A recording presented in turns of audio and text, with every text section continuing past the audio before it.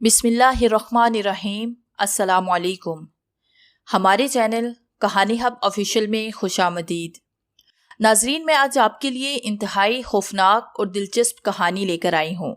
लेकिन कहानी शुरू करने से पहले आपसे गुजारिश है कि अगर आपने हमारा चैनल सब्सक्राइब नहीं किया तो आप हमारे इस चैनल को सब्सक्राइब कर लीजिए और बेल आइकन को भी प्रेस कर लें ताकि हर नई आने वाली वीडियो बआसानी आप तक पहुँच सके।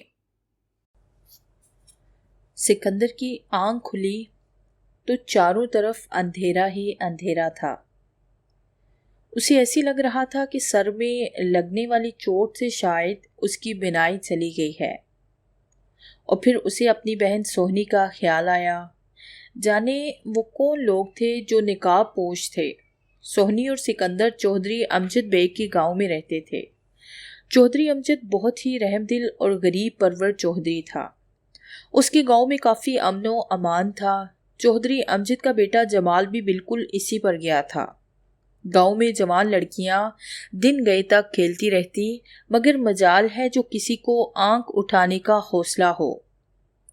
एक दफ़ा एक जवान ने जवानी के जोश में एक लड़की का हाथ पकड़ लिया तो जमाल ने उसे वो पीटा कि अब हर शख्स किसी भी लड़की की तरफ देखने से पहले 100 बार सोचता था। सिकंदर की बहन सोहनी गांव की जान थी।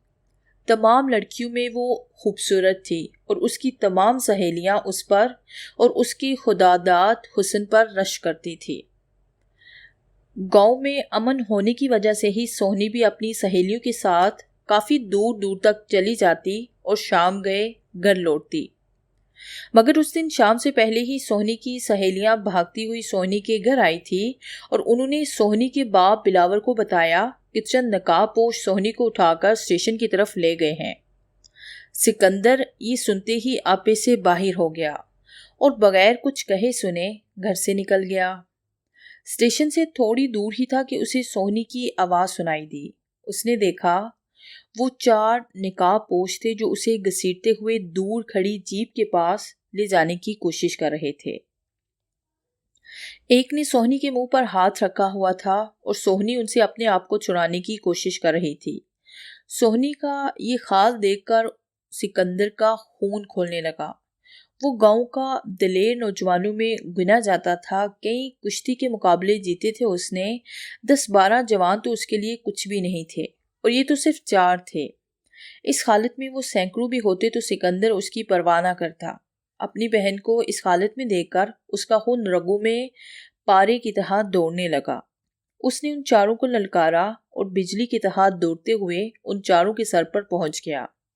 सोनी की आंखों में खुशी के चिराग जल उठे और वो निकाब पोश की ढीली होती गिरफ्त से खुद को छुड़ाकर अपने भाई के सीने में जा छुपे। उस वक्त सिकंदर की बाहों के अलावा उसके लिए कोई पनाहगाह नहीं थी। वो भाई की बाहों में खुद को बहुत महफूज महसूस कर रही थी। सिकंदर ने उसे थिपकी दी और उसे अपने से अलहदा किया। एक जोरदार जम के साथ वो एक निकाब पोश पर जा पड़ा। उसकी फैली हुई टांगे उस निकाब पोश की गर्दन पर पड़ी और कैंची की तरह बंद होती हुई घूम गई। कड़क की आवाज के साथ दोनों जमीन पर गिरे और गिरते ही सिकंदर स्प्रिंग की तरह उछला और सीधा खड़ा हो गया, जबकि निकाब पोश मुड़ी हुई गर्दन के साथ जमीन पर ही पड़ा था। यकीनन उसकी गर्दन टूट चुकी थी और फिर अचानक ही तीनों निकाब पोशों को जैसे होश सा आ गया। एक निकाबपोश लंबी जकंद भरकर सिकंदर पर चिपटा। सिकंदर अपनी जगह से 1 इंच ना हिला। जैसे ही निकाबपोश उड़ता हुआ सिकंदर के करीब आया, सिकंदर ने उसे अपने दोनों बाजू में जिपट लिया और फिर सर से बुलंद करके उसे अपने मुड़े हुए घुटने पर दे मारा। हड्डी टूटने की आवाज आई और दूसरा निकाबपोश भी रीढ़ की हड्डी टरवाकर बेकार हो गया। मगर इसी असना में पीछे खड़े नकाबपोश ने जाने कहां से एक मोटा सा डंडा उठाया और वार कर दिया। भैया बच्चों! सोहनी के चीखने और सिकंदर के बचने से पहले ही जोरदार चोट सिकंदर की कंपटी पर पड़ चुकी थी और फिर नकाबपोश ने दूसरा वार उसके सर के ऊपर किया। सिकंदर अपने होशो हाथ से बेगाना हो गया और अब उसे होश आया था तो वो हर तरफ अंधेरा महसूस कर रहा था। उसने अपने हाथों से इधर उधर टटोलना शुरू कर दिया तो एक और जिस्म उसके साथ ही पड़ा था। सिकंदर ने उसे टटोला تو بڑی ہوئی داڑھی پر ہاتھ لگتے ہی اسے معلوم ہوا کہ یہ کسی آدمی کا جسم تھا۔ اسے اچانک یاد آیا کہ اس کی ہینڈ واچ میں لائٹ تھی۔ یہ گھڑی سوہنی نے اسے کشتی کا مقابلہ جیتنے پر تحفے میں دی تھی۔ اس کی لائٹ ایک ننھے سے بلب سے نکلتی تھی جس کا بٹن گھڑی کے کونے پر تھا۔ یہ بھی باریک سا بٹن تھا۔ سکندر نے بٹن دبایا، روشنی ہوتے ہی اس کا دماغ بھگ سے اڑ گیا۔ وجہ معمول تھی، وہ ایک قبر تھی جس میں وہ زندہ دفن تھے۔ سکندر نے روشنی کا رخ ساتھ پڑے آدمی کی طرف کیا تو وہ بھی کسمسا رہا تھا۔ چند سیکنڈ بعد وہ بھی ہوش میں آ گیا اور حیرت سے ادھر ادھر دیکھنے لگا۔ پھر وہ کچھ کہنا ہی چاہتا تھا کہ سکندر بولا، تمام باتیں بعد میں ہوں گی، پہلے یہاں سے نکلنے کا سوچو۔ اگر ہم اسی طرح اس قبر میں بند رہے تو کچھ ہی دیر میں آکسیجن ختم ہو جائے گی اور ہم زندہ دفن ہو جائیں گے۔ پھر سکندر قبر کا معائنہ کرنے لگا۔ قبر کے اوپر سیمنٹ کی سلیں رکھی ہوئی تھی۔ سکندر نے سل پر دونوں ہاتھ جمائے اور پاؤں کی ٹیک سے پورے زور کے ساتھ سل کو اوپر اٹھانے کی کوشش کی۔ سل بمشکل 3 انچ اوپر ہو سکی تھی۔ اوپر پڑی مٹی سل کے ہٹنے سے نیچے گرنے لگی۔ سکندر نے اپنی آنکھیں بند کر لی اور سائڈ پر گر کر ہانپنے لگا۔ گھٹن آہستہ آہستہ بڑھ رہی تھی۔ اگر یہاں سے زندہ نکلنا چاہتے ہو تو میرے ساتھ مل کر زور لگاؤ، سکندر نے چیخ کر کہا اور دوبارہ نئے عزم سے سل پر ہاتھ جما دیے۔ مٹی اب بھی نیچے گر رہی تھی جس کی وجہ سے سکندر نے آنکھیں بند کر رکھی تھی اور پھر اجنبی بھوڑا بھی اس کی مدد کرنے لگا۔ دونوں نے زور لگایا تو سل آدھی اوپر اٹھ گئی۔ مٹی دھڑا دھڑ قبر میں گر رہی تھی۔ ان کے کپڑے، منہ اور جسم مٹی سے بھر چکے تھے۔ دونوں نے آنکھیں اور سانس بند کر رکھی تھی اور پھر جینے کی جدوجہد میں دونوں نے اپنی پوری طاقت لگا دی۔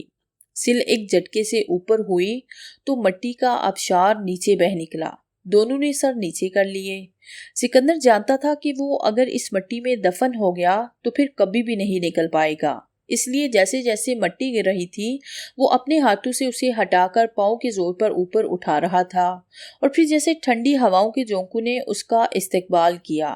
ستاروں کی مدھم روشنی قبروں میں چاروں طرف پھیلی ہوئی تھی۔ سکندر کو بوڑھے کا خیال آیا۔ سکندر خود بھی اس وقت گھٹنوں سے اوپر مٹی میں دبا ہوا تھا۔ اس نے زور لگا کر خود کو باہر نکالا۔ قبر کے ساتھ ہی قبر کھودنے کے اوزار پڑے تھے۔ اس نے جلدی جلدی باقی قبر پر پڑی مٹی ہٹائی۔ قبر میں گرنے کی وجہ سے مٹی تھوڑی سی رہ گئی تھی جو چند سیکنڈز میں ہٹ گئی۔ اس نے دوسری سل بھی ہٹا دی اور قبر میں اتر گیا۔ ہاتھوں سے جلدی جلدی مٹی ہٹائی۔ اس کام میں اسے 1 منٹ سے زیادہ نہ لگا تھا۔ بوڑھے کے جسم سے مٹی ہٹا کر اس نے اس کے بغلوں میں ہاتھ ڈالا۔ تازہ ہوا میں سانس لینے سے سکندر کی توانائیاں عروج پر تھی۔ اس نے ایک جھٹکے سے بوڑھے کو اٹھا لیا اور قبر سے باہر لٹا دیا۔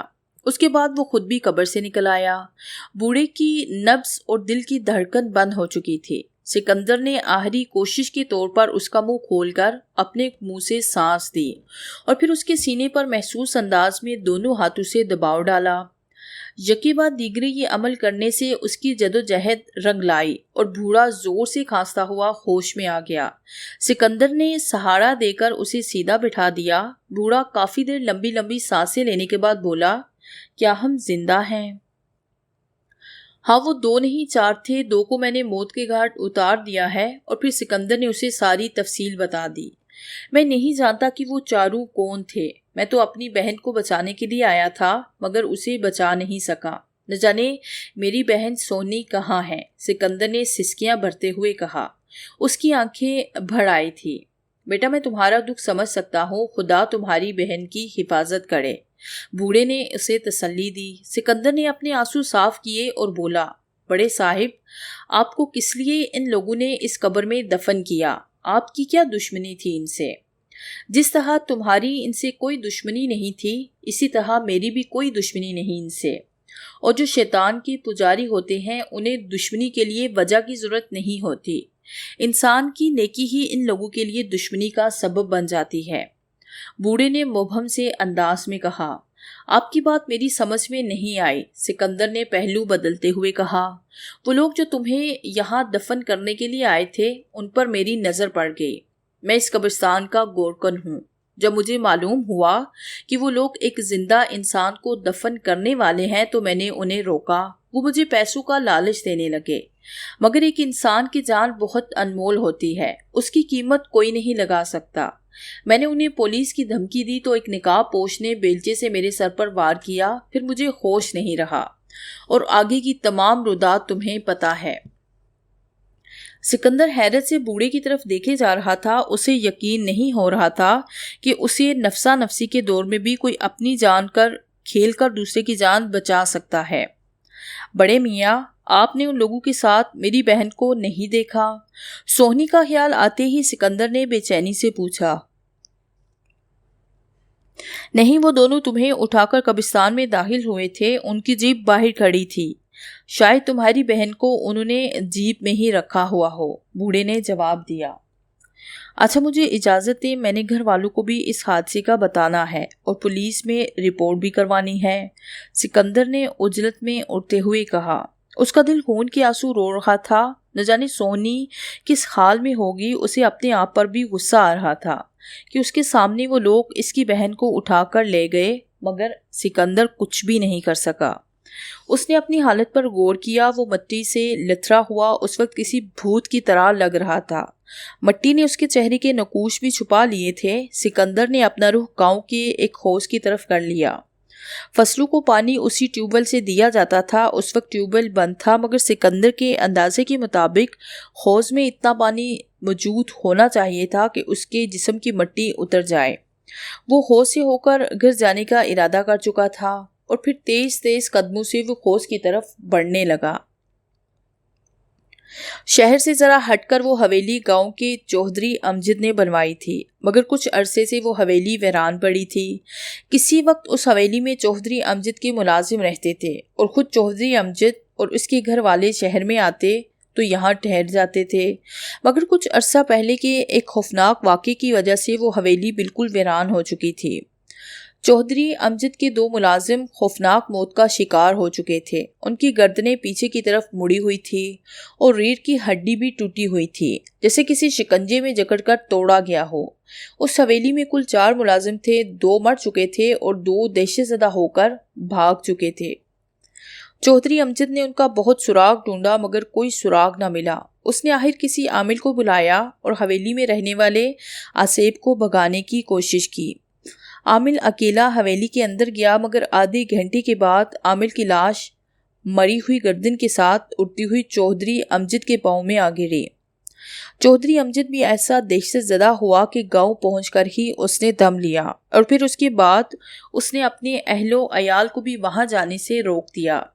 ساتھ ہی شہر کے ایک اسسٹنٹ ایجنٹ کو اس حویلی کو بیچنے کا کہا۔ جاوید کا تبادلہ نیا اس شہر میں ہوا تھا۔ وہ ایک الیکٹرانک کمپنی کا سیلز مینیجر تھا۔ اچھی تنخواہ تھی اس کی۔ حال ہی میں اس کی شادی ہوئی تھی اور وہ اپنی بیوی کے ساتھ اس شہر میں آیا تھا۔ اس شاندار حویلی کو دیکھتے ہی اس کا دل کہنے لگا کہ یہیں اس کی رہائش کا ہونی چاہیے۔ اس کے آگے پیچھے تو کوئی نہیں تھا، اس لیے اس نے دوسرے شہر میں موجود اپنا گھر بیچ دیا۔ اسسٹنٹ ایجنٹ سے اس کی بات ہو چکی تھی۔ حویلی کی قیمت تقریباً نہ ہونے کے برابر تھی۔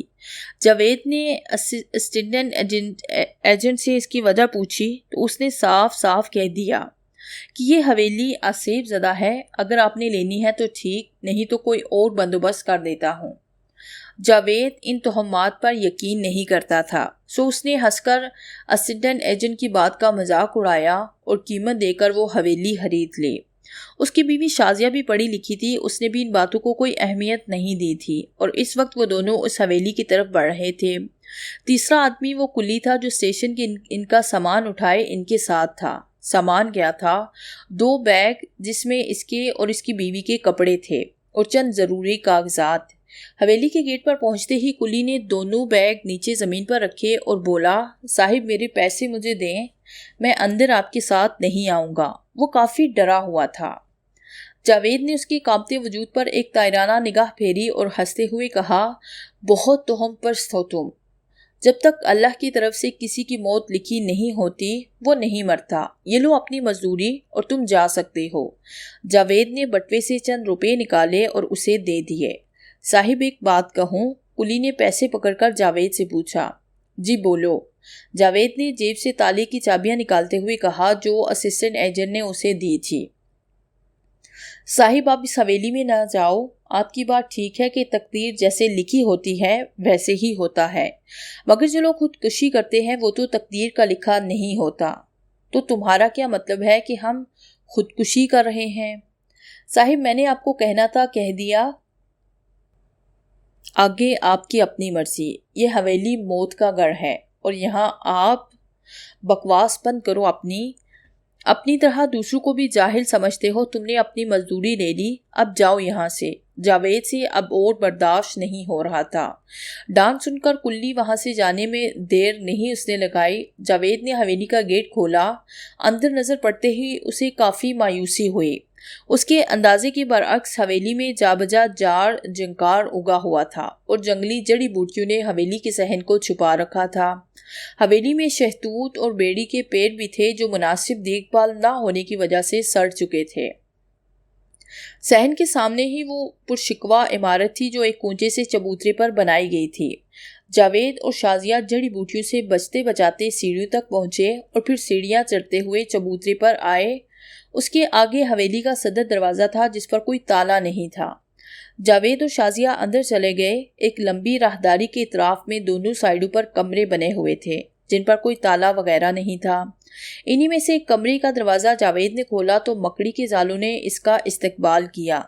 लगता है हवेली की सारी सफाई करवानी पड़ेगी, जावेद ने बड़बड़ाते हुए कहा और खातू से जाले हटाने लगा। सफ़र की थकान बहुत थी और अंदर के माहौल ने उसे चिड़चिड़ा सा कर दिया था। उस कमरे में एक डबल बेड था जिसके सरहाने में एक लैंप पड़ा हुआ था, जबकि साइड में कपड़ों की अलमारी पड़ी थी। दीवार पर 2 अदद पेंटिंग आवीज़ा थी, मगर ये सब मकड़ी के जालों में अटा हुआ था। जावेद को हाथों से जाले उतारते देखकर शाजिया हंस पड़ी। ठहरो, तुम बैठो, मैं अभी सफाई कर देती हूँ, शाजिया ने हंसते हुए कहा और कमरे से बाहर चली गई। थोड़ी देर के बाद वो वापस आई तो उसके हाथों में एक लंबी सी छड़ी थी जिस पर उसने अपना दुपट्टा बांधा हुआ था। उसने जाले उतारने शुरू कर दिए। जावेद एक साइड पर खड़ा उसे प्यार भरी नजरों से देखे जा रहा था। तकरीबन 20 मिनट में कमरा बैठने के काबिल हो गया था। शाजिया ने दुपट्टा छड़ी के सिरे से उतारा और अटैच बाथ में चली गई, जबकि जावेद थकन उतारने के लिए बेड पर दराज हो गया। शाम का धुंधलका फैल चुका था और अब रात अपने पर फैला रही थी। हवेली उस वक्त सन्नाटे में डूब चुकी थी। हवेली के इर्द गिर्द आबादी जरा दूर थी। 2 एक घर हवेली के साथ थे, मगर दिन के वक्त भी उस हवेली के पास कोई भी नहीं आता था। यही वजह थी कि हवेली में बसने वाले हशरातुल अर्ज के अलावा बाहर की आवाज़ नहीं आ रही थी और अंदर शावर से गिरने वाले पानी की वजह से खामोशी में हलल पड़ रहा था। जावेद को भी गुस्ल करने की तलब हो रही थी, मगर वो सोच रहा था कि शाजिया फारिग हो ले तो वो अंदर जाए। कसलमंदी मिटाने के लिए उसने सिगरेट सुलगाई कि अचानक शाजिया की चीख सुनाई दी। फौरन से पहले वो बेड से उतरा और बाथरूम की जानिब बढ़ गया। शाजिया की चीखें बढ़ती जा रही थी। जावेद पर जैसे जुनून सा तारी हो गया। शाजिया की चीखें सुनकर उसने हाथ से दरवाजे पर दीवानावार ज़रबे लगाना शुरू कर दी। थोड़ी ही देर में बाथरूम का दरवाज़ा टूटकर नीचे जा गिरा। जावेद जल्दी से अंदर दाखिल हुआ। अंदर का दहशतनाक मंजर देखकर उसकी आंखें फैल गई। उसकी बीवी एक कोने में सुकड़ी बैठी थी। उसके जिस्म का गोश्त जगह जगह से गल चुका था और धुआं उठ रहा था, जबकि शावर से पानी की जगह तेजाब निकल रहा था और हैरत अंगेज तरीके से वो तेजाब नीचे गिरने की बजाय दूर कोने में सुकड़ी शाजिया के जिस्म पर पड़ रहा था, जिसकी वजह से वो चीखे जा रही थी। जावेद ने आगे बढ़कर शावर बंद करना चाहा तो एक खौफनाक चेहरा उसके सामने जाहिर हुआ। उसे देखकर तो जैसे उसके रहे सहे ओसान भी खता हो गए थे। उसने महसूस किया कि उसकी शलवार गीली हो रही है। उसने भागना चाहा, मगर जमीन ने जैसे उसके पांव पकड़ लिए थे। काफी जदोजहद के बाद वो अपनी जगह से 1 इंच भी हिल ना सका और फिर शाजिया की चीखों में जावेद की चीखें भी शामिल हो गई थी। बानो छत पर कपड़े फैलाने आई तो ये वाहियात गाने बोल उसके कानों में पड़े। बेख्तियार उसकी नज़रें शीदे के घर की तरफ उठ गई। रशीद उर्फ शीदा उसके घर के सामने वाले घर में रहता था। वो काफ़ी दिनों से बानो को तंग कर रहा था। बानो घर से निकलती तो वो इसका रास्ता रोक लेता। بانو ایک سائڈ سے ہو کر نکل جاتی اور سبزی سودا سلف لے کر واپس آتی تو شیدا اپنے پان والے دان نکالے اس کے راستے میں کھڑا ہوتا۔ وہ فکرے چس کرتا رہ جاتا اور بانو جلدی جلدی گھر داخل ہو جاتی۔ بانو تھی بھی بہت ہی خوبصورت، نکلتا ہوا قد، غضب ڈھاتی اور اٹھان ستواں ناک، گلاب کی پتیوں جیسے ہونٹ، گورا رنگ اور چہرے پر قیامت ڈھاتی اس کی بڑی بڑی آنکھیں۔ کئی لڑکے اسے دیکھ کر آہیں بھرتے تھے۔ بانو کی ماں نہیں تھی، وہ گھر اپنے باپ اور 1 سال کے بھانجے کے ساتھ رہتی تھی۔ اس کی بہن شادی کے بعد ہی کینسر کے مرض میں مبتلا ہو گئی تھی اور پھر ایک بیٹے کو جنم دے کر وہ ہمیشہ ہمیشہ کے لیے اس دنیا سے رخصت ہو گئی۔ تب سے بانو کا بھانجا اس کے گھر میں رہتا تھا۔ بانو کا باپ ایک اسکول ماسٹر تھا، اس کی تنخواہ سے مکان کا کرایہ بھی ادا ہو رہا تھا اور گھر کا خرچ بھی بہتر طریقے سے چل رہا تھا۔ بانجے کو سلام سلانے کے بعد اس نے کپڑے دھوئے اور اب گیلے کپڑے چھت پر پھیلانے کے لیے وہ اوپر آئی تھی۔ شیدا اس کو ندیدے پن سے دیکھ رہا تھا۔ بانو نے اپنا دھیان اس کی طرف سے ہٹایا، دوپٹہ درست کیا اور اپنے کام میں لگ گئی۔ اس کے گھر کے عقب میں چند گز کے فاصلے پر چودھری امجد کی حویلی تھی، جس کے کمرے کی کھڑکیاں اسی طرف کھلتی تھی، مگر بانو نے اب تک یہ کھڑکیاں کھلی ہوئی نہیں دیکھی تھی۔ چودھری امجد کی حویلی کے متعلق جتنا دوسرے جانتے تھے اتنا ہی بانو بھی جانتی تھی، مگر اسے اس حویلی سے اتنا ڈر نہیں لگتا تھا۔ اس نے غیر ارادی طور پر ایک نظر شیدے کے گھر کی طرف ڈالی، وہ اب چھت پر نہیں تھا۔ بانو نے خدا کا شکر ادا کیا، جب تک شیدا چھت پر ہوتا اس کی نظریں بانو کے جسم میں چپتی رہتی۔ اچانک کھڑکی کے پٹ زوردار طریقے سے کھلے تو بانو نے مڑ کر حویلی کی طرف دیکھا۔ شیدا جانے کب حویلی میں گھسا تھا اور بالائی منظر پر بنے کمرے کی کھڑکی سے اسے ہوس بڑی نظروں سے دیکھ رہا تھا۔ سونیو، کیا حال چال ہے؟ شیدے نے انتہائی بے شرمی سے آنکھ مارتے ہوئے کہا۔ بانو نے حالی ٹوکری اٹھائی اور جانے کے لیے مڑنے ہی والی تھی کہ شیدے کے پیچھے ایک بھیانک چہرہ نمودار ہوا۔ لمبے لمبے بالوں سے بھرا ہوا بازو شیدے کی گردن کے گرد حائل ہوا اور شیدا کھڑکی کے پیچھے گور اندھیرے میں ڈوب گیا۔ کھڑکی کے پٹ زوردار طریقے سے بند ہوئے اور شیدے کی پہلی اور آخری چیخ حویلی کے اندھیروں میں ڈوب گئی۔ دن دہاڑے اتنا بھیانک منظر دیکھ کر بانو کے جسم میں لرزش پیدا ہو گئی۔ وہ سب کچھ چھوڑ چھاڑ کر نیچے بھاگی۔ چھت سے نیچے آ کر اسے کافی سکون محسوس ہوا۔ عزیز احمد، اس کا باپ، جب بچوں کو پڑھا کر گھر آیا تو بانو اس سے لپٹ گئی۔ کیا ہوا بانو؟ کیوں اتنی خوفزدہ ہو رہی ہو؟ عزیز احمد نے بیٹی کو پیار سے تھپکتے ہوئے پوچھا۔ بابا، اب میں چھت پر نہیں جاؤں گی، کوئی کام بھی ہوا تو آپ میرے ساتھ چلنا، بانو نے کانپتی آواز میں کہا۔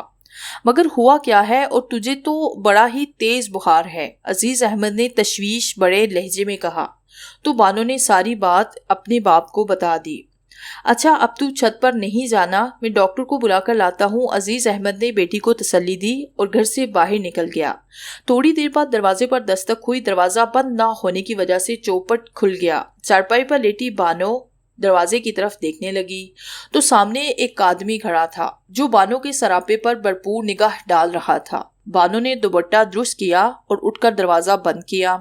تھوڑا سا دروازہ کھول کر وہ بولی، آپ کون ہیں اور کس سے ملنا ہے؟ میں چودھری امجد بیگ کا ملازم ہوں اور گاؤں سے ان کا پیغام لے کر آیا ہوں، اجنبی نے اونچی آواز میں کہا۔ اتنے میں عزیز احمد ڈاکٹر کو لے کر آ گیا تھا۔ کیا پیغام لائے ہو نواز؟ عزیز احمد نے نواز کی بات دور سے ہی سن لی تھی۔ ماسٹر صاحب، چھوٹے چودھری صاحب کا پیغام لایا ہوں کہ اس مہینے کے اختتام پر آپ یہ گھر خالی کر دیں، نواز نے انکشاف کیا۔ مگر کیوں؟ ہم تو ہر ماہ کا کرایہ وقت پر دے رہے ہیں، عزیز احمد نے پریشانی سے کہا۔ کرائے کی بات نہیں، آپ کو تو معلوم ہے کہ چودھری صاحب کی حویلی آسیب زدہ ہو چکی ہے۔ چودھری صاحب کا بیٹا جمال شہر پڑھنے آ رہا ہے، اسے یہاں رہنے کے لیے گھر چاہیے اور یہ گھر تو ان کا اپنا ہے، وہ جب چاہیں خالی کروا لیں۔ مگر ہم 1 مہینے میں کہاں بندوبست کریں گے؟ یہاں تو گھر کرائے پر ملنا بہت مشکل ہے۔ یہ سب میں نہیں جانتا، مجھے جو کہنا تھا کہہ دیا، رب رکھا، نواز نے کہا اور چلتا بنا۔ عزیز احمد ڈاکٹر کو لیے پریشان سے گھر میں داخل ہوئے۔ تو کیا کہا ان لوگوں نے؟ چودھری جمال نے نواز سے پوچھا۔ نواز ابھی گاؤں پہنچا تھا۔ ماسٹر صاحب پریشان ہو گئے تھے، مگر میں نے بھی کہہ دیا کہ یہ چودھری صاحب کا اپنا گھر ہے، وہ جب چاہیں گھر خالی کرا لیں، نواز نے چمچا گیری کے انداز میں کہا تھا۔ اور ہاں چھوٹی سرکار، اس ماسٹر کی گھر میں نے ایک ایسی چیز دیکھی ہے کہ اگر آپ دیکھ لیں تو سال پہلے والی سونی کو بھول جائیں۔ آہستہ بول نواز، اگر بڑے چودھری نے سن لیا تو ساری بنی بنائی عزت مٹی میں مل جائے گی۔ گاؤں والے جانتے ہیں کہ میں بہت ہی شریف ہوں اور اپنے باپ کے نقش قدم پر چلنے والا بیٹا ہوں، مگر انہیں پتہ چل گیا کہ سونی کو اٹھوانے اور سکندر کو دفن کرنے میں ہمارا ہی ہاتھ ہے تو چودھری صاحب بھی ہمیں زندہ نہیں چھوڑیں گے۔ جمال نے سرگوشانہ انداز میں کہا۔ سرکار، یہ بات سمجھ میں نہیں آئی۔ سکندر کے ذکر سے یاد آیا کہ وہ تو اس دن گاؤں سے ایسا گیا کہ کبھی شکل ہی نظر نہیں آئی۔ کہاں ہو سکتا ہے وہ؟ نواز نے سرگوشی کے انداز میں کہا۔ چھوڑو، دفع کرو اسے، ہمیں کیا، اپنی گمشدہ بہن کو تلاش کر ہوگا۔ تم یہ بتاؤ کہ ماسٹر کے گھر میں جو ہے کیسی نظر آتی ہے وہ؟ سرکار، ایک دم پٹاخ ہے، ایسی لڑکی آپ نے زندگی میں نہیں دیکھی ہوگی، بہت ہی نرالی ہے، نواز نے انتہائی بےخودہ اشاروں کے ساتھ بتایا۔ اچھا تو ہم کل رات کو ہی وہاں جائیں گے، دیکھو تو صحیح کہ وہ کیا بلا ہے۔ چودھری امجد کو نہیں معلوم تھا کہ اس کا بیٹا ہی سونی کو اٹھا کر لے گیا تھا۔ اگر اسے اس بات کا پتہ ہوتا تو وہ اپنے بیٹے کو سزا دلوانے میں آگے ہوتا۔ سکندر جب چودھری امجد کے پاس آیا تو چودھری امجد نے خود سونی کی گمشدگی کی رپورٹ پولیس میں لکھوائی تھی، اور جب پولیس سے کچھ نہ بن پڑا تو سکندر خود اپنی بہن کو تلاش کرنے نکل کھڑا ہوا، اور اب سال سے اوپر ہو چکا تھا لیکن سکندر کا کوئی بھی پتہ نہیں تھا۔ کون؟ دروازے پر دستک ہوئی تو عزیز احمد نے پوچھا، مگر جواب کی بجائے دوبارہ دستک ہوئی۔ جانے رات کی اس پہر کون آ ٹپکا؟ ماسٹر عزیز احمد نے چارپائی کے نیچے پڑے سلیپر پہنے اور دروازے کی طرف بڑھے۔ دستک مسلسل ہو رہی تھی، کوئی بہت ہی عجلت میں تھا۔ ماسٹر عزیز سلیپر گھسیٹتے ہوئے دروازے کے قریب پہنچے۔ ارے صبر تو کرو، آ رہا ہوں، عزیز احمد نے کہا اور بنا کچھ سوچے سمجھے دروازہ کھول دیا۔ دو نقاب پوش ہاتھ میں ریوالور پکڑے اندر گھس آئے۔ کون ہو تم لوگ؟ کیوں اندر گھسے چلے آ رہے ہو؟ ماسٹر عزیز کی نیند اڑ چکی تھی اور وہ گھبرا کر انہیں روکنے کی کوشش کر رہے تھے۔ ہٹ جاؤ پیچھے ورنہ گولی بیجے کو چیرتی نکل جائے گی، ایک نقاب پوش نے ریوالور لہراتے ہوئے گھرا کر کہا اور ماسٹر عزیز کو زوردار دھکا دیا۔ بانو بھی اس ہنگامے کے شور سے اٹھ کر بیٹھ گئی اور گھبراتی ہوئی نظروں سے انہیں دیکھ رہی تھی جو اس کی طرف بڑھ رہے تھے۔ ننھا اسد بھی نیند سے جاگ گیا تھا اور رونے لگا تھا۔ اس سے پہلے کہ دونوں نقاب پوش اس کے پاس پہنچتے، بانو اٹھ کھڑی ہوئی اور بولی، کیا چاہتے ہو تم لوگ؟ اس گھر میں چوری کرنے والی کوئی بھی چیز نہیں، ہم تمہیں چوری کرنے آئے ہیں جانے من۔ اگر ذرا سی آواز نکالی تو اس بچے کو مارنے میں ہمیں کوئی دقت نہیں ہوگی۔ ایک نقاب پوش نے ریوالور کا رخ اسد کی طرف کر دیا جو اب تک رو رہا تھا۔ اس سے پہلے کہ وہ بانو کو اٹھاتے، پیچھے کھڑے ماسٹر عزیز نے ان پر چھلانگ لگا دی۔ اس نے دونوں کو گردن سے پکڑا اور ساتھ لیتا ہوا زمین پر جا گرا۔ دونوں کے ہاتھوں سے ریوالور چھوٹ کر دور جا گرے۔ عزیز احمد نے دونوں کی گردنوں کے گرد بازو خائل کر دیے اور زور زور سے بھینچنے لگا۔ بھاگ جا بیٹی، اسد کو لے کر یہاں سے بھاگ جا، عزیز احمد نے ان پر گرفت مضبوط کرتے ہوئے کہا۔ ایک نقاب پوش ریوالور اٹھانے کی کوشش کر رہا تھا جو اس کے ہاتھ سے تھوڑی ہی دور پڑا تھا۔ بانو نے بچے کو اٹھایا اور پیچھے دیکھتی رہی۔ وہ فیصلہ نہیں کر پا رہی تھی کہ وہ جائے یا پھر نہ جائے۔ بیٹی بھاگ جا، تجھے میری قسم، عزیز احمد نے چلا کر کہا اور وہ روتے روتے وہاں سے بھاگ نکلی۔ ننھے اسد کو بھی اس نے اٹھایا ہوا تھا جس کے رونے کی آواز اونچی ہوتی جا رہی تھی۔ تھوڑی دور پہنچتے ہی اسے فائر کی آواز سنائی دی۔ وہ ٹھٹک کر رک گئی اور مڑ کر گھر کی طرف دیکھنے لگی۔ اس کا دل جیسے کسی نے مٹھی میں بیچ دیا تھا۔ گھر سے نکلتے ہوئے اسی وقت دونوں نقاب پوش اس کی طرف بڑھے۔ اب اس نے فیصلہ کرنے میں دیر نہیں کی اور جدھر منہ اٹھا بھاگ پڑی۔ بھاگتے بھاگتے چودھری کی آصف زدہ حویلی کے سامنے پہنچ گئی۔ نقاب پوش ابھی بھی اس کے پیچھے تھے۔ فاصلہ تھوڑا تھا۔ بانو کو معلوم تھا کہ حویلی کے اندر بھیانک موت ہے، مگر اس وقت اس نے اس موت کو اپنی عزت پر ترجیح دی اور اسد کو اٹھائے حویلی میں داخل ہو گئی۔ یہ ساری کارروائی دیکھ کر دور سے آتے ایک موٹر سائیکل سوار نوجوان نے اپنی موٹر سائیکل کا رخ اسی طرف کر دیا۔ دونوں نقاب پوش دروازے پر آ کھڑے ہو چکے تھے۔ کیا کریں سرکار؟ میں تو کہتا ہوں واپس چلے، ایک نقاب پوش بولا۔ ہمیں نواز اس لڑکی کے شباب نے مجھے دیوانہ کر دیا ہے، اس کے بغیر میں ہرگز نہیں جاؤں گا، دوسرے نقاب پوش نے جو کہ چودھری جمال تھا اس نے کہا۔ اسی وقت موٹر سائیکل کی لائٹ ان کی آنکھوں پر پڑی۔ بھاگو چودھری سرکار، اس لڑکی سے صبح نمٹ لیں گے اگر زندہ ہوئی تو، نواز نے کہا اور بھاگنے میں پہل کر دی۔ چودھری جمال کو اس کی بزدلی پر غصہ تو آیا مگر اس کے پاس بھی بھاگنے کے سوا کوئی بھی چارہ نہیں تھا۔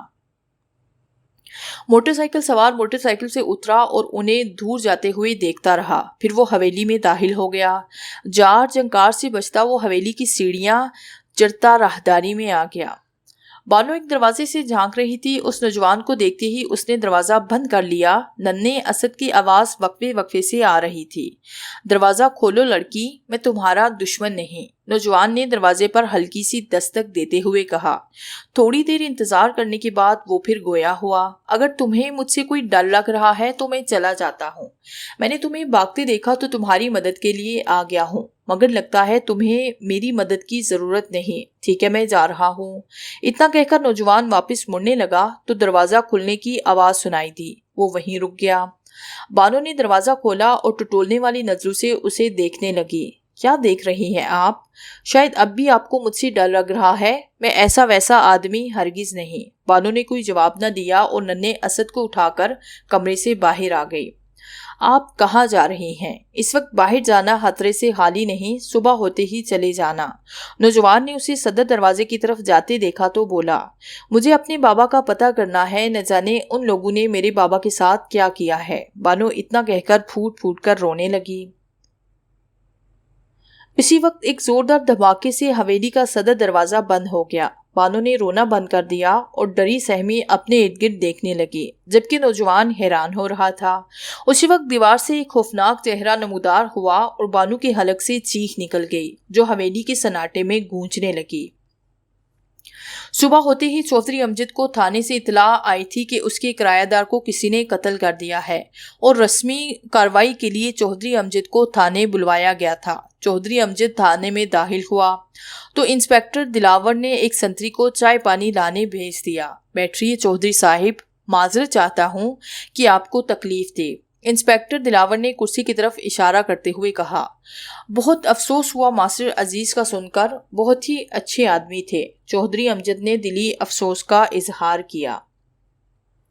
اس چین کو پہچانتے ہیں آپ؟ انسپکٹر دلاور نے سونے کی چین چودھری دلاور کی آنکھوں کے سامنے لہرائی۔ ہاں، یہ تو میرے بیٹے جمال کی چین ہے اور یہ چین میں پڑا لاکٹ پر جے کا نشان اس کا نام ہی ظاہر کرتا ہے۔ چودھری امجد نے لاکٹ کو غور سے دیکھ کر تصدیق کر دی۔ وہ جمال کی چین کو اچھی طرح پہچانتا تھا۔ یہ ہمیں جائے واردات سے ملا ہے۔ اب آپ بتائیں کل رات آپ کا بیٹا جمال کہاں تھا؟ انسپکٹر دلاور نے ٹھہر ٹھہر کر کہا۔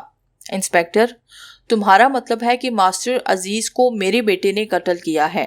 تم ہوش میں تو ہو؟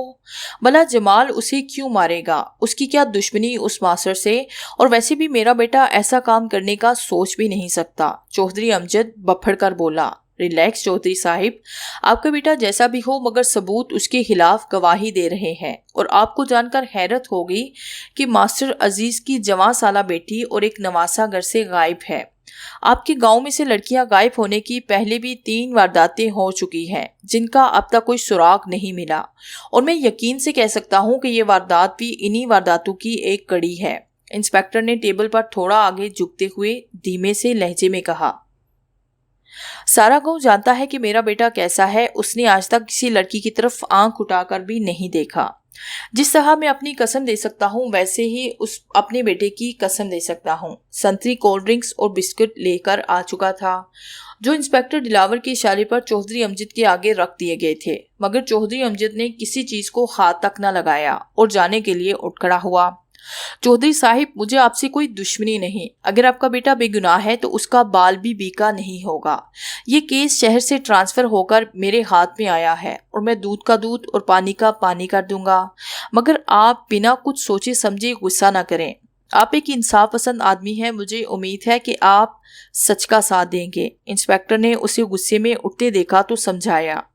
चौधरी अमजद चंद सेकंड वहां खड़ा उसे टिकटिकी बांधे देखता रहा और फिर थाने से बाहर निकल आया। वो वाकई इंसाफ का हामी और गरीब परवर चौधरी था। वक्ती तौर पर उसे बेटे के बारे में ऐसा सुनकर गुस्सा आया था, मगर अब सोच रहा था कि हो सकता है उसे अपने बेटे को पहचानने में गलती हुई हो। अगर पुलिस को जाए वारदात पर उसकी मौजूदगी के सबूत मिले हैं तो कोई वजह तो जरूर होगी। चौधरी अमजद को लॉकेट वाली चेन पहचानने में कोई दिक्कत नहीं हुई थी। उसका दिमाग कह रहा था कि अगर मेरा बेटा बेगुनाह है तो उसका लॉकेट वहां क्या कर रहा था। उन्हीं ख्यालों में गाड़ी चौधरी अमजद की गांव वाली हवेली पहुंच गई। ड्राइवर ने दरवाजा खोला।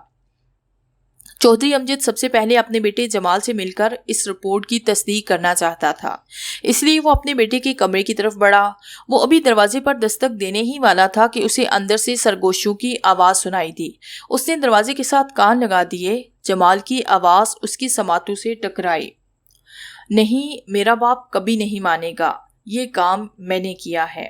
पता नहीं वो चैन कैसे मेरे गले से गिर गई। दूसरी आवाज उभरी, सरकार, वो इंस्पेक्टर बड़ा ही ईमानदार है, वरना ले देकर ये मामला निमट सकता था। अब तो एक ही रास्ता है कि आप गांव वालों को अपनी हिमायत में कर लें। बुरे वक्तों में आपने इन पर जो एहसान किए हैं वो जरूर आपका साथ देंगे। ये नवाज की आवाज थी। अब कुछ सुनने की जरूरत नहीं रही थी। चौधरी अमजद ने दरवाजे पर जोर डाला तो वो खुलता चला गया। चौधरी अमजद को देखकर दोनों ठटक गए और हैरानगी से उसे देखने लगे। मैंने तुम्हारी सब बातें सुन ली हैं। मुझे नहीं मालूम था कि मैं एक सांप पा रहा हूँ जो वक्त आने पर मुझे ही डंक मारेगा। मैं अभी तुम्हें पुलिस के हवाले कर दूंगा। शेर सिंह, चौधरी अमजद बेग ने बात पूरी होते ही अपने एक वफादार मुलाजिम को आवाज दी। इससे पहले कि शेर सिंह वहां आता, जमाल और नवाज वहां से भाग खड़े हुए। बानो ने अपनी जिंदगी में दूसरी बार वो चेहरा देखा था। इतना भयानक चेहरा देखकर बानो हज़ियानी अंदाज में चीखे जा रही थी। बड़ी बड़ी सुर्ख आंखें जिनमें काली पतलियों का निशान भी नहीं था, नाक अंदर को दुसी हुई थी। चेहरे की एक साइड से खाल बिल्कुल हटी हुई थी और जबड़े की हड्डियां नजर आ रही थी। सबसे ज्यादा दहशतनाक उसके बाल जो लंबे लंबे थे और उसके चेहरे के आगे झूल रहे थे। सारे जिस्म पर रीछ की तरह बाल उगे हुए थे जो उसकी दहशत में इजाफा कर रहे थे।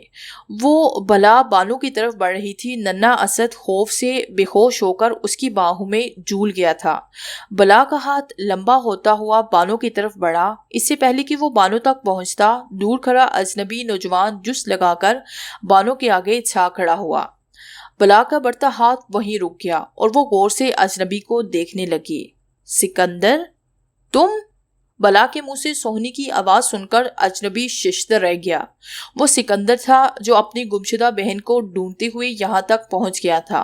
सोहनी, मेरी बहन, मुझे यकीन नहीं आ रहा, क्या मैं ख्वाब देख रहा हूँ?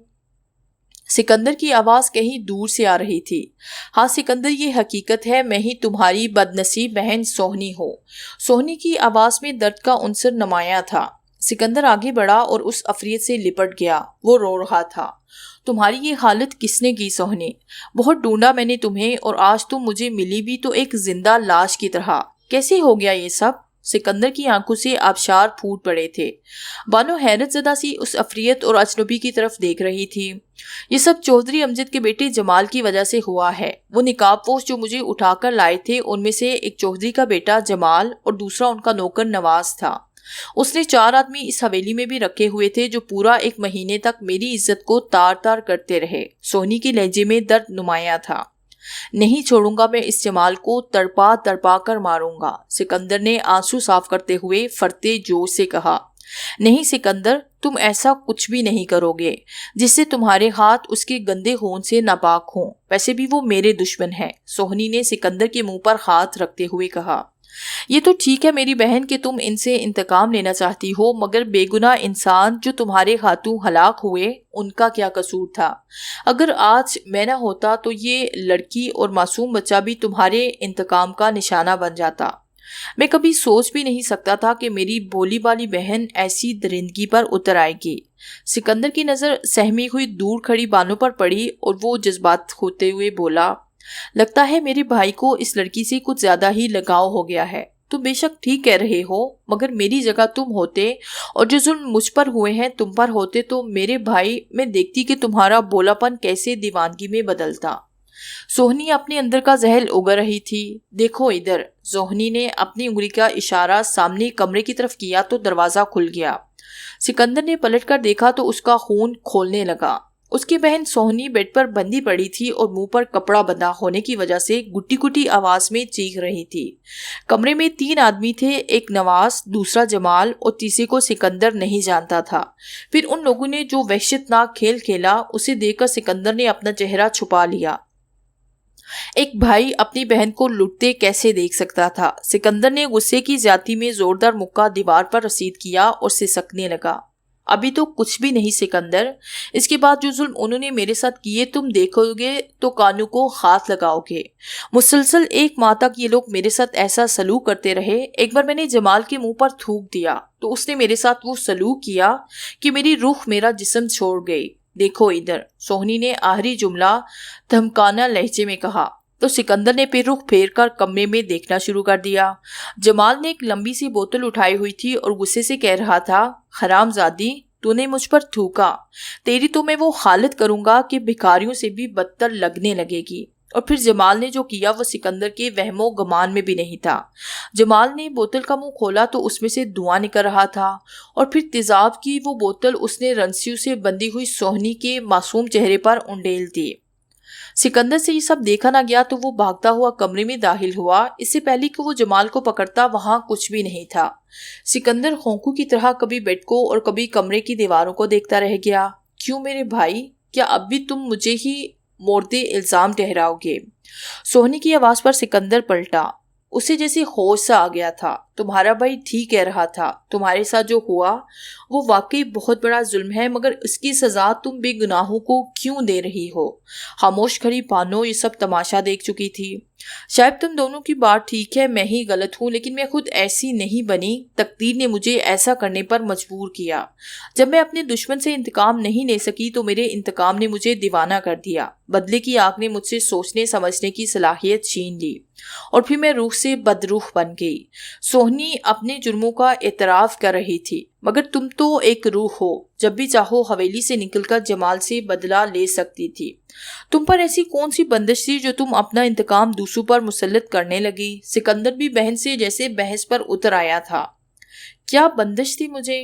سوہنی نے زہر آلود لہجے میں کہا۔ دیکھو ادھر۔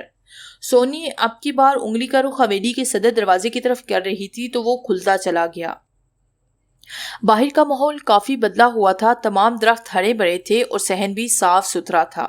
ایک شخص جو اپنی حالت سے کوئی عامل لگتا تھا حویلی کے دیواروں میں کیلیں ٹھونک رہا تھا۔ چاروں طرف میخیں ٹھوکنے کے بعد اس نے ایک دائرہ سا بنایا اور اس دائرے میں ابھی ایک قدم رکھا ہی تھا کہ اڑتا ہوا حویلی کی دیوار سے باہر جا پڑا۔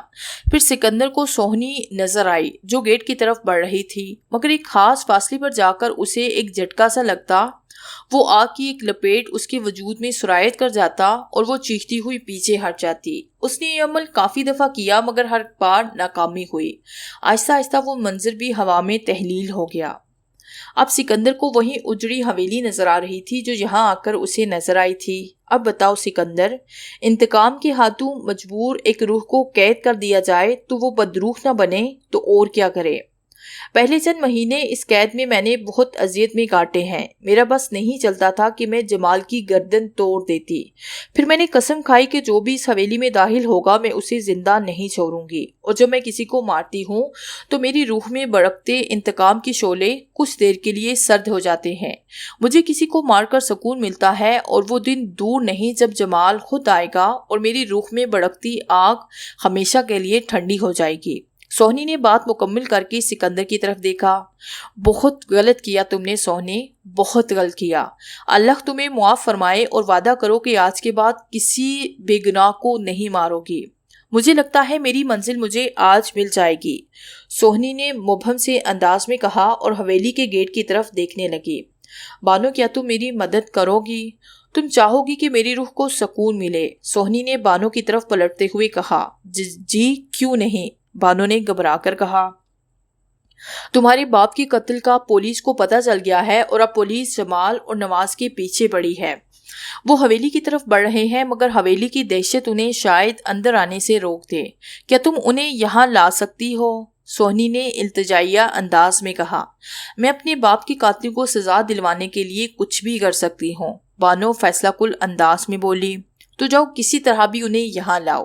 سوہنی نے ایک ایک لفظ چبا چبا کر کہا۔ بانو دروازے کی طرف بڑھی تو سکندر بھی ساتھ ہو لیا۔ تم یہیں ٹھہرو سکندر، اگر ان لوگوں نے تمہیں میرے ساتھ دیکھ لیا تو وہ ادھر نہیں آئیں گے، بانو نے ایک خیال کی آتے ہی کہا۔ میں اپنی موٹر سائیکل اندر لانے جا رہا ہوں، موٹر سائیکل دیکھ کر بھی وہ واپس جا سکتے ہیں۔ بانو نے اسباتی انداز میں سر ہلایا اور دونوں حویلی کے گیٹ کی طرف بڑھ گئے۔ جمال کی جیپ شہر کی طرف رواں دواں تھی۔ وہ کوئی فیصلہ نہیں کر پا رہا تھا کہ کہاں جائے اور کیا کرے، اس لیے اس نے بنا سوچے سمجھے سب کچھ تقدیر پر چھوڑ دیا۔ جیپ اب کچی سڑک سے اتر کر پکی سڑک پر چڑھ گئی تھی۔ پیچھے سے آتی پولیس گاڑی کے سائن لمحہ بہ لمحہ قریب آتے جا رہے تھے۔ نواز نے ریوالور نکالا اور نشانہ باندھا۔ جب اسے یقین ہو گیا کہ پولیس والے اس کی گولی کی رینج میں ہیں تو تب اس نے فائر کر دیا۔ گولی انسپکٹر دلاور کے ساتھ بیٹھے ASI کی کھوپڑی میں سوراخ کر گئی۔ اب پولیس کی طرف سے جوابی فائرنگ شروع ہو گئی تھی۔ پولیس کی ایک گولی جمال کی گاڑی کا ٹائر برسٹ کر گئی تھی۔ گاڑی سڑک پر لہرائی اور کچے میں اترتی چلی گئی۔ جمال نے گاڑی کے بریک لگائے اور نیچے اتر کر دوڑ لگا دی۔ نواز بھی اس کے پیچھے تھا۔ پولیس والوں نے بھی گاڑی روکی اور انسپکٹر اپنی نفری کے ساتھ اس کا پیچھا کرنے لگا۔ دوڑتے دوڑتے جمال کو سامنے اپنی حویلی نظر آئی۔ حویلی میں روشنی کا سیلاب آیا ہوا تھا۔ جمال دوڑ بھی رہا تھا اور حویلی کی طرف حیرانگی سے دیکھ بھی رہا تھا۔ اسے اس سے حیرانگی اس بات کی تھی کہ اتنے عرصے میں حویلی کی تمام لائٹیں پھر سے روشن ہیں اور پھر یہ روشنیاں مقناطیس کی طرح اسے اپنی طرف کھینچ رہی تھی۔ انسپکٹر دلاور اس کے سپاہی جمال کے پیچھے ہی تھے کہ اچانک ان کے آگے سے دھول مٹی کا طوفان اٹھا۔ ہوا اتنی زور کی تھی کہ ان کے پاؤں اکھڑ گئے۔ اتنی زور کا طوفان انسپکٹر دلاور نے اپنی زندگی میں کبھی بھی نہیں دیکھا تھا۔ ادھر جمال دوڑتا ہوا حویلی کے گیٹ پر پہنچا تو بانو وہاں کھڑی تھی۔ اسد ہوش میں آ گیا تھا اور سکندر اسے لے کر اندر چلا گیا تھا۔ تم ابھی تک زندہ ہو؟ جمال نے اسے دیکھتے ہی خامتے ہوئے پوچھا۔ نواز بھی حیرت کا بت بنا اسے دیکھے جا رہا تھا۔ کیوں، مجھے کیا ہوا ہے؟ بانو نے الٹا سوال کیا۔ یہ حویلی آسیب زدہ ہے، جو یہاں آتا ہے زندہ نہیں لوٹتا، مگر تم تو زندہ ہو۔ اب کی بار نواز نے سوال کیا۔ وہ آسیب اس حویلی کو چھوڑ گیا ہے اور تم دونوں بھی اندر آ جاؤ، پولیس تمہارے پیچھے ہے، بانو نے بڑے لاڈ سے کہا۔ وہ ان دونوں کو حویلی کے اندر لانا چاہتی تھی۔ اگر پولیس حویلی کی طرف آ گئی تو جمال پیچھے مڑ مڑ کر دیکھ رہا تھا، مگر تاریکی کے سوا اسے کچھ نظر نہیں آ رہا تھا۔ وہ سب تم مجھ پر چھوڑ دو، پولیس کو میں کچھ ایسا بہانہ کروں گی کہ وہ یہاں سے واپس چلے جائیں گے۔ اب اندر آ جاؤ، میں بیڈ روم میں تمہارا انتظار کر رہی ہوں، بانو نے کہا اور گیٹ سے اندر چلی گئی۔ کیا کہتے ہو نواز؟ کیا اب بھی تم ڈر رہے ہو؟ جمال نے نواز سے پوچھا تو وہ فوراً بولا، نہیں سرکار، حویلی کی روشنیاں دیکھ کر ہی مجھے پتہ چل گیا تھا کہ اب یہ حویلی آسیب زدہ نہیں رہی، اور اب تو ماسٹر کی لونڈیاں بھی آپ پر مہربان ہیں۔ ایسے وقت میں ہمیں موقع سے فائدہ اٹھانا چاہیے، اور میرا حصہ یاد سے رکھ لینا، نواز نے ہونٹوں پر زبان پھیرتے ہوئے کہا، اور جمال شیطانی ہنسی ہنستے ہوئے حویلی میں داخل ہو گیا۔ بیڈ روم تک پہنچتے پہنچتے اس کا تمام خوف رفو چکر ہو گیا تھا اور خوف کی جگہ شیطانی سوچوں نے لے لی تھی۔ راہداری کا پہلا دروازہ کھلا ہوا تھا اور بانو اندر بیڈ پر لیٹی اسے پیار بھری نظروں سے دیکھ رہی تھی۔ آخری بار جمال یہاں سوہنی کے ساتھ آیا تھا اور پھر اس نے تمام خیالات جھٹک کر کمرے میں قدم رکھ دیا۔ نواز کو اس نے باہر رکنے کا کہہ کر دروازہ اندر سے بند کیا اور بانو کی طرف بڑھا۔ بانو نے والہانہ انداز میں پیش قدمی کی۔ جمال کے ہونٹ بانو کے ہونٹوں میں پیوست تھے کہ اسے ایسے محسوس ہوا جیسے اس کی پیٹھ میں گرم گرم لوہا اتر گیا ہو۔ فرتے جذبات سے بند ہونے والی آنکھیں ایک جھٹکے سے کھلی تو بانو کی جگہ ایک بھیانک چہرہ تھا۔ جمال نے اپنے آپ کو چھڑانے کی کوشش کی تو اسے محسوس ہوا کہ اس کی زبان کسی آہنی شکنجے میں جکڑی جا چکی ہے، اور پھر حلق سے نکلتی اس کی زبان سوہنی کی خوفناک دانتوں میں دبی نظر آئی، جبکہ سوہنی کے بھیانک پنجے اس کی کمر کا گوشت نوچ چکے تھے۔ جمال چاہنے کے باوجود بھی حلق سے آواز نہ نکال سکا۔ درد کی شدت سے اس کے خواص جواب دے گئے اور وہ ہوش سے بیگانہ ہو گیا۔ جلن کا احساس ہوتے ہی اسے ہوش آنا شروع ہو گیا۔ پوری طرح آنکھیں کھولنے کے بعد اس نے دیکھا کہ وہ خوفناک بلّہ ہاتھ میں تیزاب کی بوتل پکڑے قطرہ قطرہ اس کے پاؤں پر گرا رہا ہے۔ پاؤں کا گوشت گر رہا تھا جبکہ پنجے کی ہڈیاں آہستہ آہستہ ظاہر ہو رہی تھی۔ جمال کے حلق سے خرخراہٹ کی آواز نکلی۔ سونی قطرہ قطرہ کر کے تیزاب گرا رہی تھی اور آہستہ آہستہ اس کے اوپری جسم کی طرف بڑھ رہی تھی۔ جمال نے اٹھنے کی کوشش کی مگر اسے ایسے محسوس ہوا جیسے وہ نادیدہ رسیوں سے باندھ دیا گیا ہو۔ سوہنی اس کا نچلا در جلا چکی تھی۔ اب اس نے سر کی طرف سے شروع کیا۔ دنیا جہاں کا خوف اور اذیت اس کی آنکھوں سے واضح نظر آ رہی تھی، اور پھر جمال کو ہمیشہ کے لیے اذیت سے چھٹکارا مل گیا۔ اس کی روح اس کا جسم چھوڑ چکی تھی مگر سونی نے اسی پر اکتفا نہیں کیا۔ اس نے تیزاب سے اس کا سارا گوشت جلا دیا۔ اب جمال کا ڈھانچہ وہاں پڑا تھا اور کمرے میں دھواں اور گوشت کی بری سی بو پھیلی ہوئی تھی۔ پھر اس نے دروازے کی طرف دیکھا تو دروازہ کھلتا چلا گیا۔ نواز باہر کھڑا جمال کا انتظار کر رہا تھا۔ کمرے سے نکلتا دھواں دیکھ کر اسے گڑبڑ کا احساس ہوا۔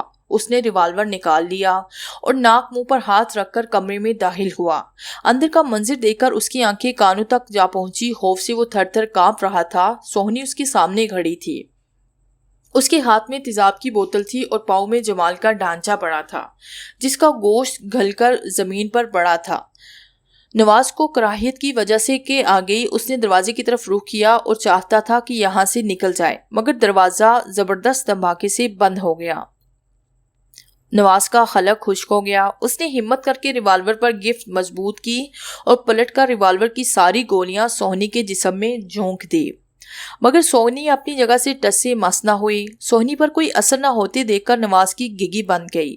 اس نے ریوالور پھینکا اور دروازے کو دھڑا دھڑ بجانے لگا۔ سوہنی نے انگلی کا اشارہ کیا اور چھت پر لگا سیلنگ فین اپنی فل رفتار میں چل پڑا۔ اب سوہنی نے نواز کی طرف دیکھا تو وہ آہستہ آہستہ اوپر اٹھنے لگا۔ نواز نے بہت ہاتھ پاؤں مارے مگر موت کے شکنجے نے اسے پوری طرح اپنی گرفت میں جکڑ رکھا تھا، اور پھر اوپر اٹھتا ہوا نواز پنکھے سے جا کر لگا۔ اس کی گردن دھڑ سے الگ ہو گئی اور کٹا ہوا دھڑ کسی شہتیر کی طرح زمین پر آ گرا۔ چند لمحے تڑپنے کے بعد وہ ساکت ہو گیا۔ سوہنی کے حلق سے ایک زوردار قہقہا بلند ہوا جو حویلی کے در و دیوار کو کھلاتا چلا گیا۔ رات ختم ہو گئی اور دن کا سورج طلوع ہوا تو سکندر حویلی کے صحن میں لگے بیری کی درخت کے نیچے زمین کھودنے لگا۔ بانو اپنے بانجے کے ساتھ وہیں موجود تھی۔ صبح ہو گئی تھی اور انسپکٹر دلاور اور اس کے سپاہی بھی وہاں پہنچ چکے تھے۔ جمال کے ڈھانچے اور نواز کی سرکٹی لاش دیکھ کر انسپکٹر دلاور نے سکندر سے چند سوالات کیے۔ سکندر نے اب تک تمام حالات انسپکٹر دلاور کی گوش گزار کر دیے تھے۔ انسپکٹر کو ماننا پڑا کہ سب ایک روح کا انتقام ہے، کیونکہ جس طوفان نے انہیں اٹھا کر حویلی سے دور پھینک دیا تھا وہ کوئی قدرتی طوفان نہیں تھا۔